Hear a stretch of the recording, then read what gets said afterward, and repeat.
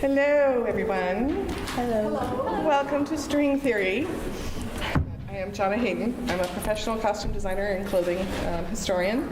I've been doing this for years, about 40. So I started very early in life. My mother was trained as a tailor and a dressmaker. So I learned early on the construction of clothing and the love of fabric and what it can do. I am, and I'm going to say this phrase, I've said it in a couple of panels, I am a self-employed costume designer with health insurance and retirement, of which I have earned myself. So, right? So that is a phrase you will not hear from 99.5 of the costume designers in the world. So I do this because I love what I do. I am very much like authors. I'm a storyteller. I'm a storyteller with clothing. That's how I tell people about the characters I'm working with. So for me, it's very important that the story of the clothing and whatever I'm watching, whatever I'm reading, whatever somebody is talking about is believable. It matters. It matters far more to people who are reading than you realize. You have audiences that are far more educated than you realize are out there.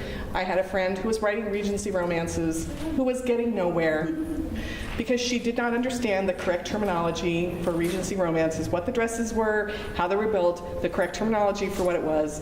Her books weren't selling because her audience is very knowledgeable about what they do. They're reading them for a reason. Also, when you're creating a world, when you are world building, your world needs verisimilitude. It needs to be believable. And how many of you are building worlds in your writing, right? You're sitting here for a reason, right? Nothing makes me crazier than reading about a world that doesn't consider all the aspects of what goes into it.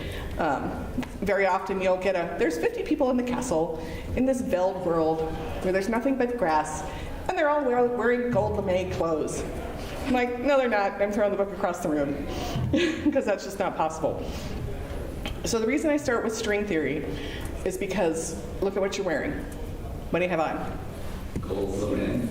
Ooh, honey. What do you got on? You're wearing clothes, right? Yeah. What are your clothes made of? Cotton. Plastic.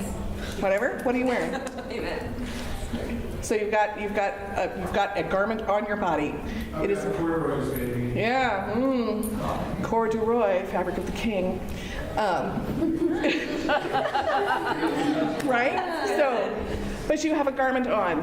Where did you get that? Store. You went to a store and bought it, right? Someplace had it for you. Where did the store get it? The people who made it. Where did they make it? So some other country, some little woman probably sat at a machine and sewed it together. Where did the factory get the pieces of fabric? Right? They got it from a mill that made the fabric. Where did the fabric get the materials? Right? Where did that come from? There's a chain of supply that matters all the way back. Just as a matter of chain of supply, have you noticed how cotton shirts are really thin and not so great right now? There's a reason for that. The cotton crops failed for 3 years in a row in the Ukraine. So they've been getting short staple cotton, which is little tiny fibers, not long, because the cotton is not growing correctly. They cannot put that through the regular fabric mills. So they've had to work harder to create fabrics that have less tensile strength, and they've had to create the same amount of volume with less product. So now you have these very strange, thin cotton shirts that get holes really quickly that fall apart within a year. And you've noticed that all of the people who are selling these things are like, ooh, the cool layered look of the thin things, you know, trying to sell something because the supply chain is broken. The supply chain is broken. So I saw little ahas happen around the room. Because that's what we're looking for, is the aha. When you are creating a world, the very first thing most people don't think about is, you need food, clothing, shelter, right? They just go, oh, and they have clothes on. Where did the clothes come from? Where do clothes come from? How did this even start? The very first known piece of clothing that existed was a string apron. A string apron that went around the waist and had strings in the front. That was reeds that had been made into string by putting it together. The very first sign of that was found, and the oldest piece of textile that we have in existence is from the caves at Lascaux. In the caves at Lascaux, yes, there was amazing art, which everybody focuses on. Everybody thinks that's the coolest thing, but for me, that was not the coolest thing. Yes, it shows a certain level of complexity for the society, but the coolest thing for me was the shell with the tallow in it, with the wick. And the wick was a double strand spun wick. The level of technology involved in that. So everything comes from string. It all starts there. It all starts there. So the question becomes, when you're creating your world, where do you get your string? String is generally two, well, maybe three things. String is flora, which is your reeds, any kind of grasslands, any kind of vines, any kind of plant that would create a long tensile fiber.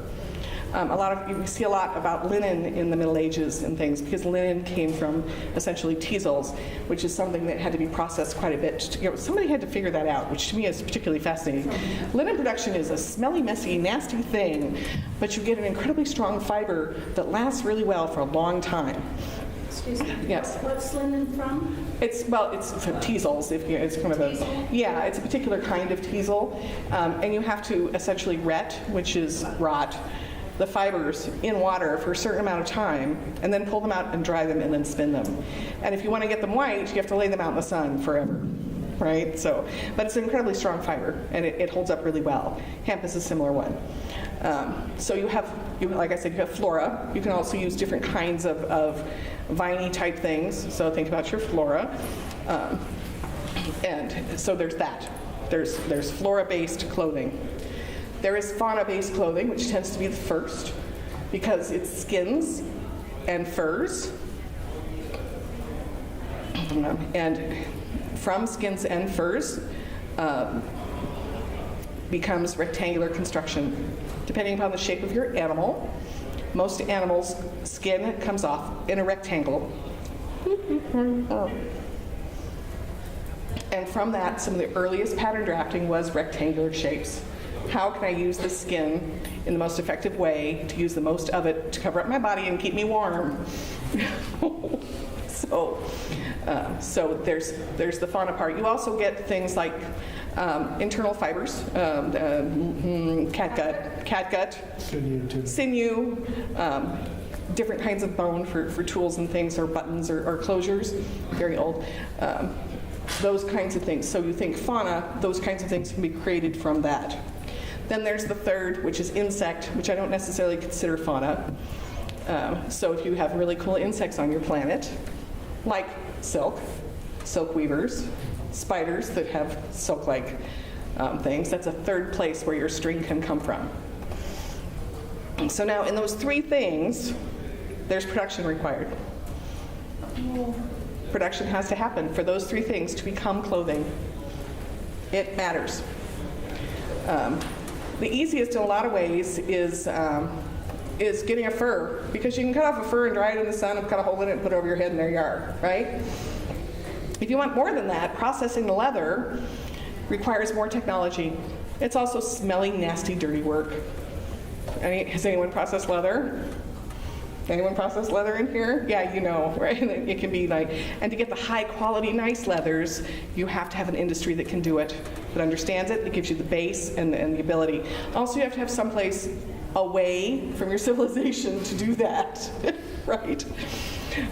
So that technology is one that you have to think about how that grows, yes? Why does leather smell so good, but lactic acid smells so bad? That's a whole other panel.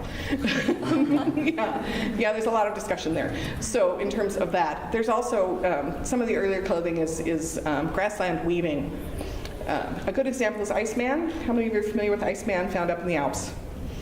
Yeah, what he was wearing. Have you seen the details where they talked about what he had on his body?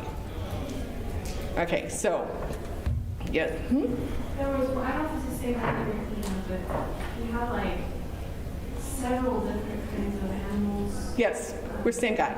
Okay. Same guy. It's the one who was found in the glacier when they thought it was actually somebody who was, who had just died, and they pulled him out of the ice in the worst way possible. It's like, oh, the archaeologist didn't, he just has kittens when I think about that. But when they pulled him out, he had leather leggings. He had a woven grass cape of sort. He also had woven grass in his shoes to keep his feet warm and provide insulation. He had, one of the things I found the most fascinating about him is he had a sewing kit. He actually had a sewing kit on his person. And what was fascinating to me is one of his leggings very obviously started to fall apart. And you can see where he did the repair. He did the repair because his stitches are terrible. They're awful. They're like big, clunky, nasty stitches over stitches. And you can see the person who actually knew how to sew doing the beautiful work on the other seams to make it. It's just like, oh boy, whoever was doing that was like, oh my God, I can't believe you did that. Yeah. There's also the sandals that are held at the University of Oregon that are 40,000 years old that I've actually seen and held in my hands. They are woven out of grass from prehistoric Oregon. They're woven, they actually have a nice pretty toe, and they have a little ankle thing, and they tie and everything. They look like sandals we have today, right? So those technologies take time. They take bodies to be on the ground to be able to work with that, to do that. Very often it's women because they're taking care of the children. So whoever you have in your society who is taking care of the children are doing those kinds of things. Doesn't have to necessarily be female, but whoever's taking care of the young are stationary. They are stationary. And stationary is where those things happen. So if you have a nomadic society, you have to think about that, of what they take with them to create those things. So, production. If you are dealing with, you have to think about your worlds and the levels that they're at. If you are thinking, where are you guys mostly thinking? Like fantasy type world? Fantasy worlds? Okay. So a lot of fantasy worlds generally have, you have your terrain, right?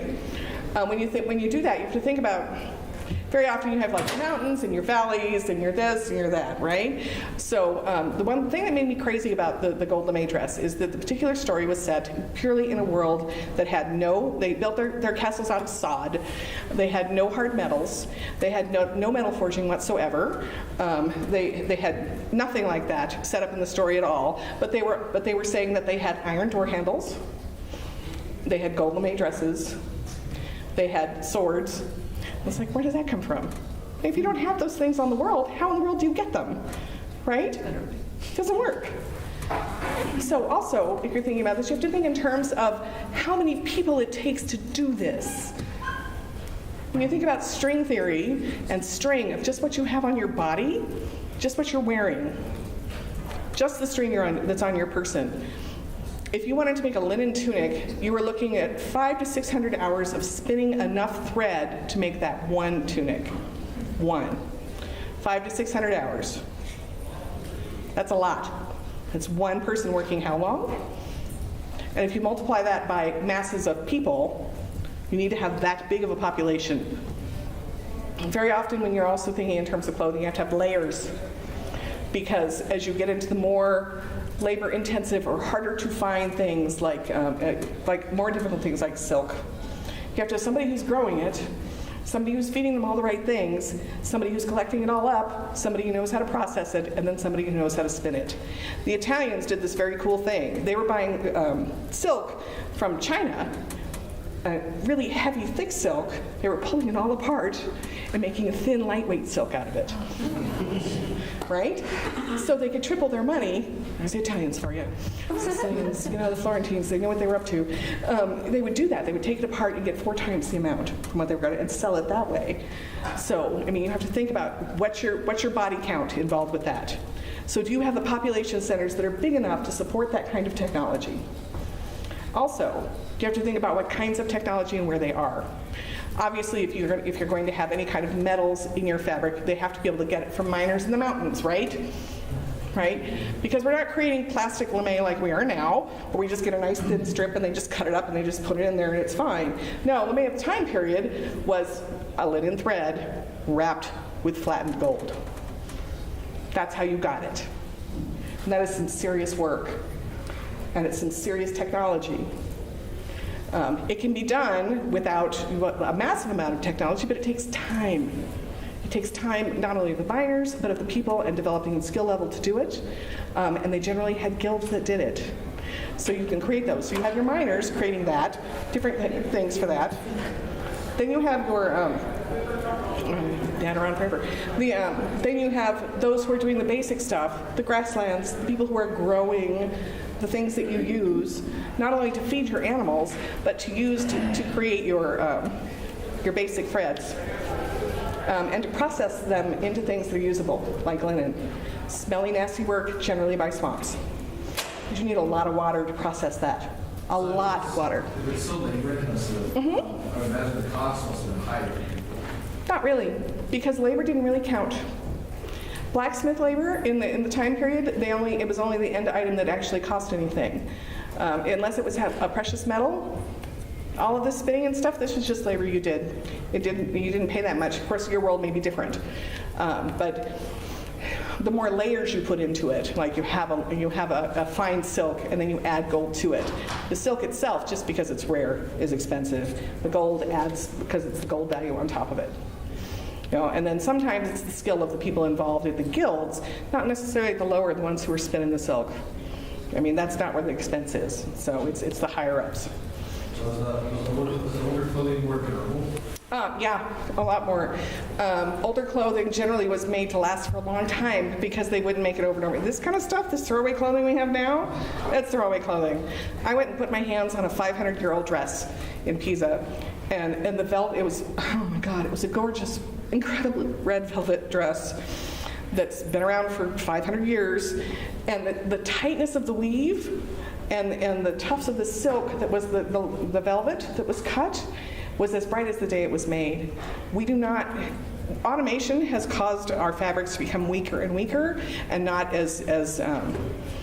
don't have the tensile strength that they had then. There's much more attention to pay to that, because very often you get one or two sets of clothing for the year, and you would wear linens underneath it because you could throw the linens away.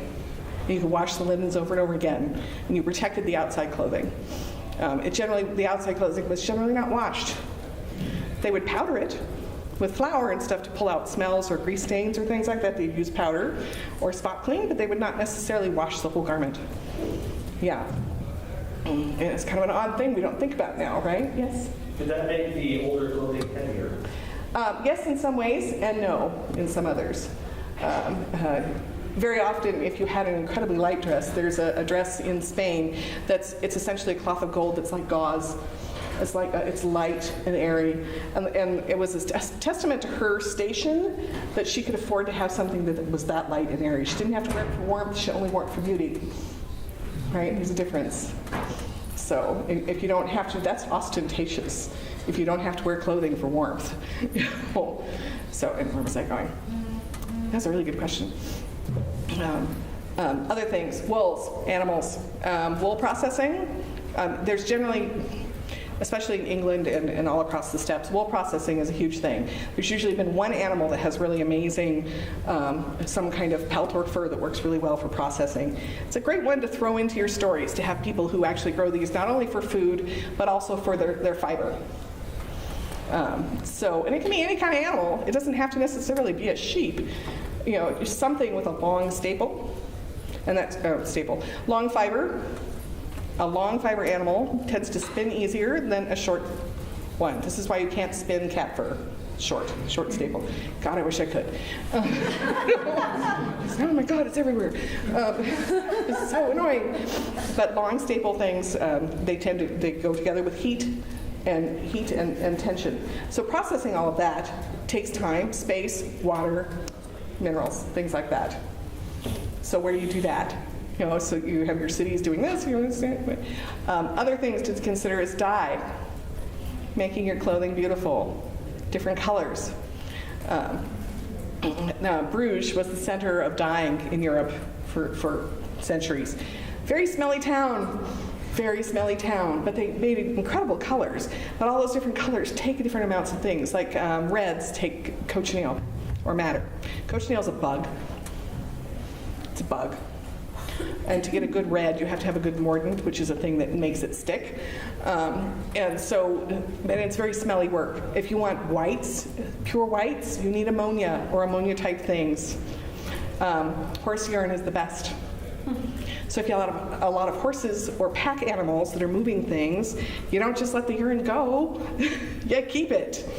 So the stables supply urine to the dye lot people, you see how these things start to happen? But that whole area is incredibly smelly, but it's an incredibly rich area too. So when you're putting your towns together, you might think about, where do these centers of industry happen? So you've got the mining up here, you've got the people who live out in the pasture areas that have the civilizations out there. They have the areas around them where they grow those fibers.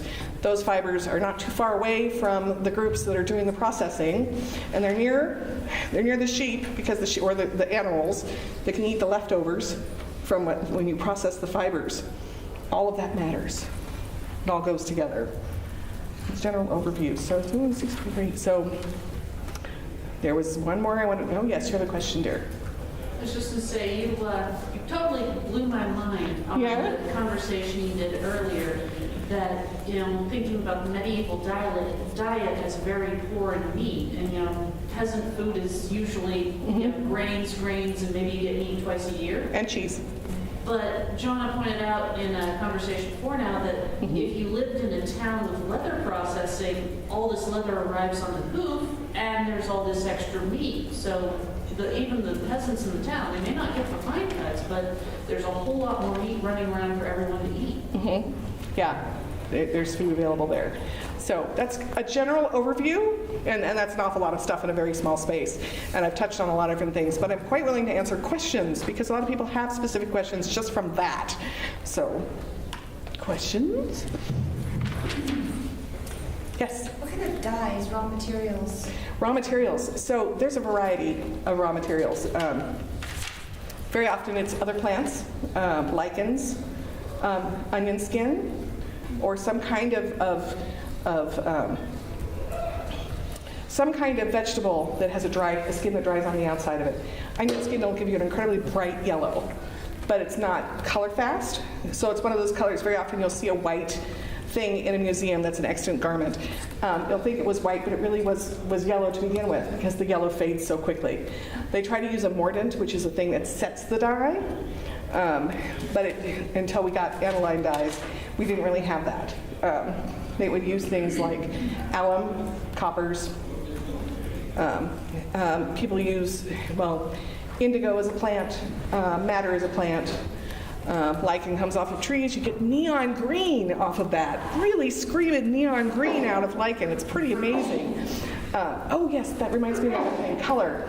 So also when you're building your worlds, think about your peoples. They come from different areas.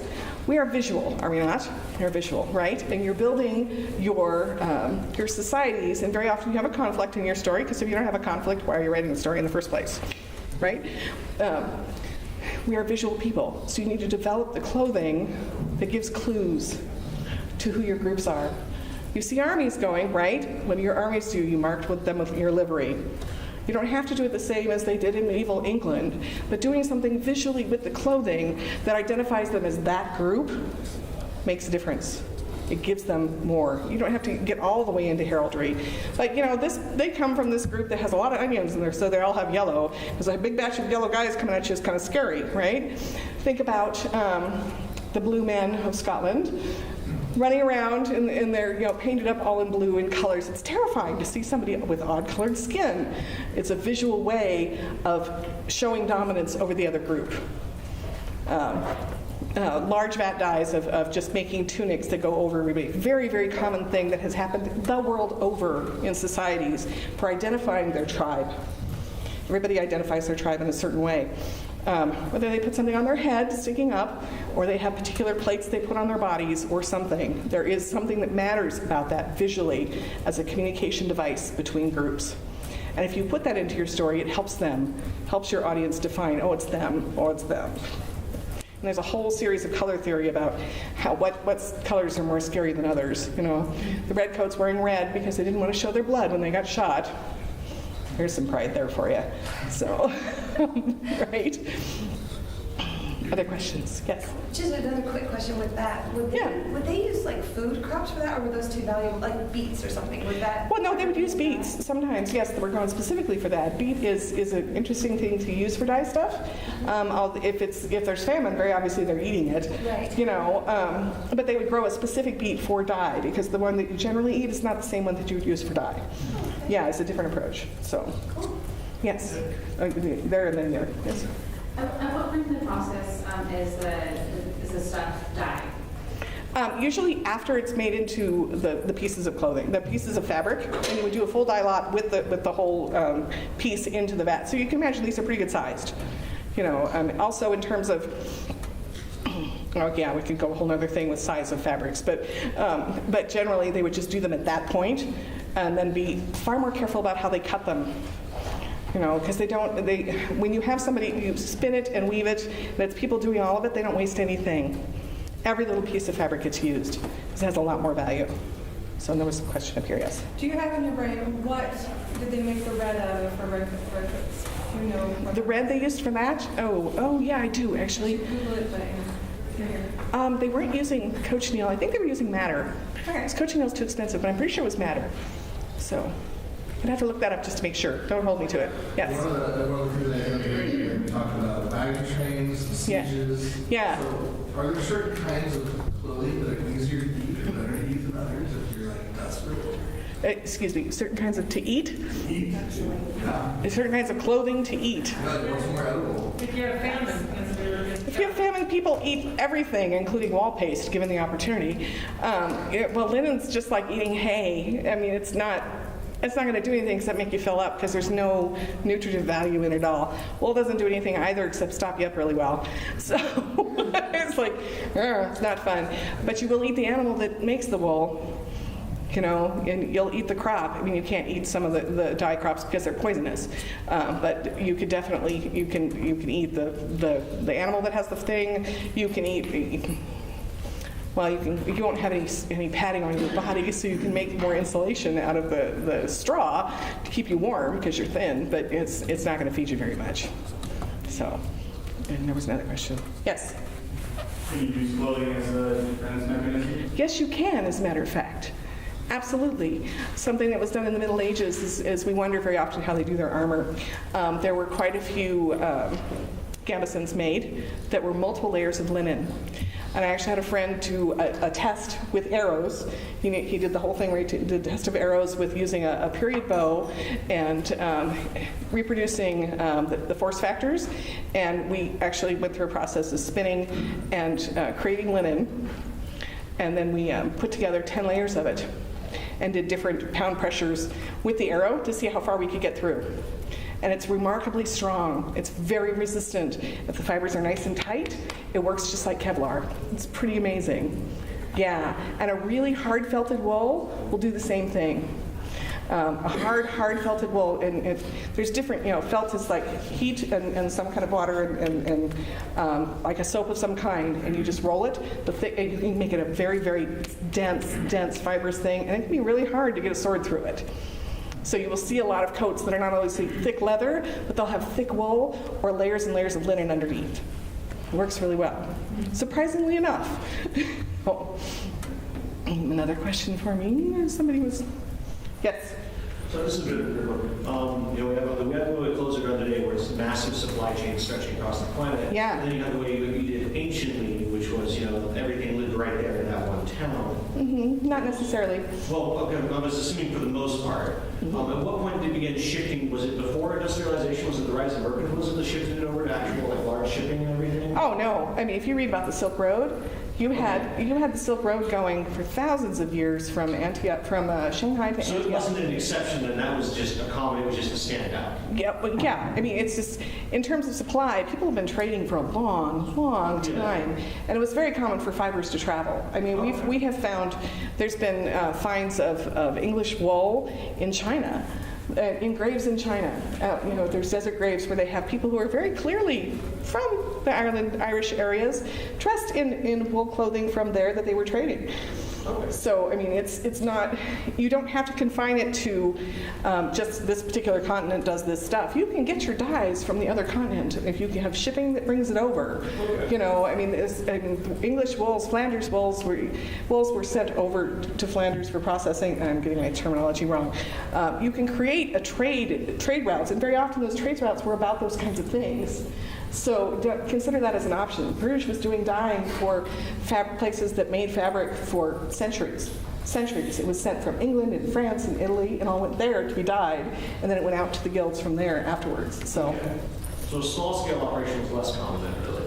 Yeah, as they got bigger. It's just, towns are far more complex at that level than people realize.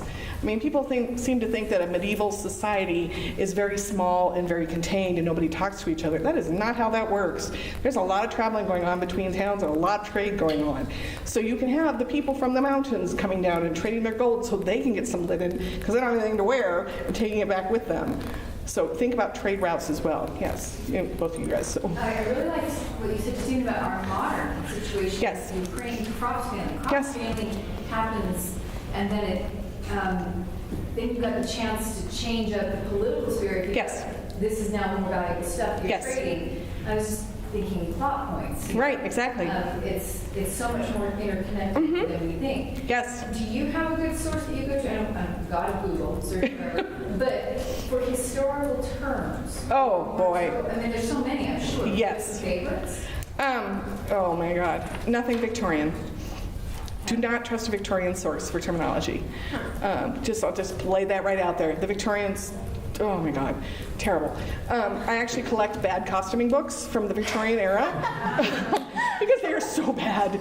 I mean, they remove entire things because, oh my, the sensibilities. We can't have cod pieces. I was like, really?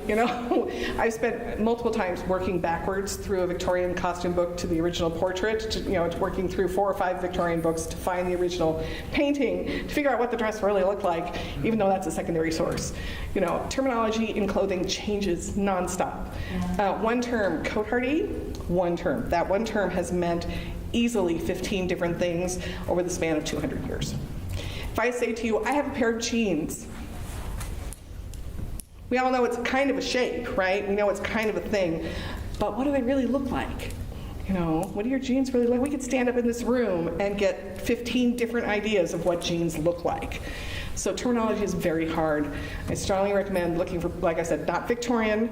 There's a couple of costume professors on town, books, sources, people like me. I'm happy to consult.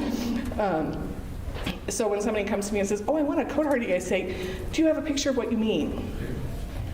Because, right, a shirt, just a shirt, has been called 6 or 7, a coat, C-O-T-E. It's just, they constantly change from society to society. It's like the term cotton. You go to Elizabethan England and read about cotton stuffed tights. You think, wow, they went and got a cotton plant and they stuffed it in their tights to make their calves look pretty. It's not cotton. It's not cotton as we know it, cotton. What it is the short staples left over from wool production that has no other use. It's stuffing. But it is wool-based. It is not plant-based. Different thing altogether. So, yeah, it's like, all these things. Okay, so you had a question and then you next. Yeah, just down on the travel question. Yeah. Does that then make things that come from farther away more luxury goods? They can. But not always. Not always. Sometimes it's just the place that has the most wool production is shipping it across to the place that has the most bodies available to spin it. And then the people who spin it send it on to the town that has the engineering capability to weave it. They don't do the dyeing, they ship it on to the dyers. The dyers then sell it to the guilds that make it into clothing. So, or the household buys a length of fabric and the woman makes the clothes. And so it's a constant chain of movement, depending upon where the resources are. So there's another question over there. Mine has to do with in the modern day. Obviously, we use a lot of petroleum-based Oh, yeah. nowadays. Mm-hmm. and there are people who do not like animal-based products. What would happen in the modern day if both of those just disappeared? If both, Both animal-based and petroleum-based. lots of people would be naked. Not always a good thing. Simply became unfit. Well, the petroleum-based one is interesting because those kinds of clothing don't really disappear. I mean, they don't break down well. I mean, there's nothing worse than trying to distress a pair of polyester pants for the stage because it won't happen. That crease is there for the rest of its natural life, which is not natural. So it's like, So it ain't going. a lot of people wearing. A lot of people wearing petroleum-based things because they don't, like I said, they don't biodegrade the same way. They don't fall apart the same way. Sometimes they don't even fall apart at all. And it can be handy for some things, but not for others. And petroleum-based things tend to grab onto odors. So we'd have a very smelly, leisure suit-laden society. That would be so sad. It's like, they were bad enough the first time. The 70s, wrong the first time, don't do it again. So, those of us who lived it. So yeah, mammal-based things, when we revert, that's the first thing that we go to for clothing. I don't think that's ever going away. I do find it very interesting that a lot of people who are very much into, let's not do mammal, they go to rayon. And does anyone know what rayon actually is? It's a tree. It's a tree fiber. It's a tree fiber that takes an intense amount of chemicals and water and technology to turn into a fabric. The reason it gets stiff is because it's cellulose. You can't put it in the washing machine in the dryer because it breaks down. That's why you have to dry clean it. But they think that's more responsible and sustainable. Not even close. So, yes. I have an unrelated question. No question is unrelated. Okay. So in the book that I've written, I have several characters. I guess it's like sort of more of medieval kind of fantasy that are royalty. Yeah. And I just wondered what kind of tells I could put in there to show that the quality of their clothing, to show that like they're rich. They're rich, yeah. Color is one thing. Whatever is your rarest color to make. And you can define what that is. It's in medieval times it was purple because development of purple, which is not purple, but actually a true reddish purple. It's not a blue purple, it's a reddish purple. And also had color-fast qualities. Also, complexity of weave. If they had a complexity of design in what they were doing. Like I said earlier, lightness, not necessarily having to wear it for warmth. So, because they can afford to heat the castle, whatever it is. Also, they can institute sumptuary laws. Do you know what those are? Sumptuary laws were very often passed by kings and queens or people in upper society, delineating what levels of society could wear. Yeah, there's lots of information about sumptuary laws. The one about purple, because it was an expensive dye and one guy happened to like it, was nobody gets to wear this color but me because I'm in charge and I get to say so. Which is pretty much what they are. Sumptuary. Sumptuary laws, sumptuary, sumptuary laws. Very important thing. So you can put those in and say this is what these castes can wear. And they cannot wear these colors because they're ours. Or this is the color of this house, and if you are not of this house, you don't wear this color. So. I know, right? It's just like flip top head, dump on the table, have a good time. So I love doing this because it's like, oh, go think about this. It'll be so much fun. Yes. I had this question, so I'm asking. So yellow wasn't easy to make. In our world, yes. In our world, yeah. Yeah. But I seem to remember that the Chinese court, only the emperor in his area could wear yellow. Uh-huh. How did that come about? I don't know that in specific, but I could look it up pretty quickly. It had to do with the sun and light and things along that line. But there is a specific reason for that. I don't have it on the top of my head. This is why I have a research library. Yeah. So. Color fastness. I thought it was interesting that it was one of the easiest Yes. colors, but this is the one. Well, yellow comes from a variety of places, but onion skin is a really quick yellow. So, and there's other ways to get yellow, but that's one that's like, oh, onion skin's, there you go. But it doesn't stick. You said something, Ian? Probably color fastness. Color fastness, yeah. The yellow they wore actually lasted, what everybody else's yellow. Everybody else's yellow didn't last. So, color of gold. Gold thread, if you take a thread and you wrap it in gold and make something out of it, ouch, expensive. So, silver not so much because it tarnishes. And it's hard to maintain a silver anything. So, Yes, Rita, did you have a question? I have a friend who lived in Portland and went out counting for spotted owls for Bureau of Land Management. Yeah. She would hike out for days, and she told me that one of the first things they told her was do not wear cotton. They call it killer cotton because she would be out for days and days. She said if you got wet, it doesn't you keep could you warm. freeze to death. You could get hypothermia. Yeah. Can you talk about different fibers and how they react in extreme cold and protect you and if you're wet? Different fibers. Density of fiber is what matters.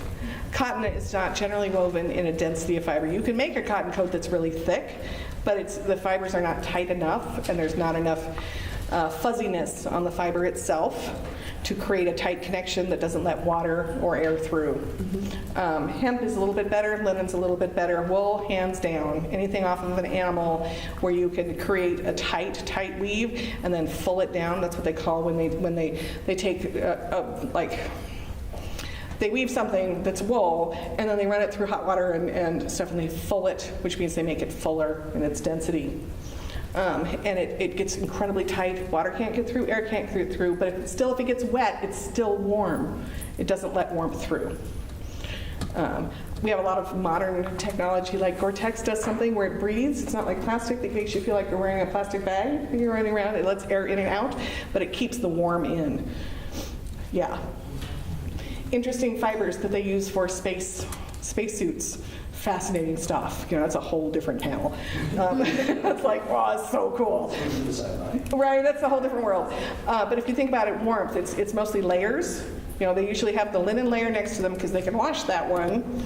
And then whatever the next layer would be, might be a thin wool, but a heavy wool over the top.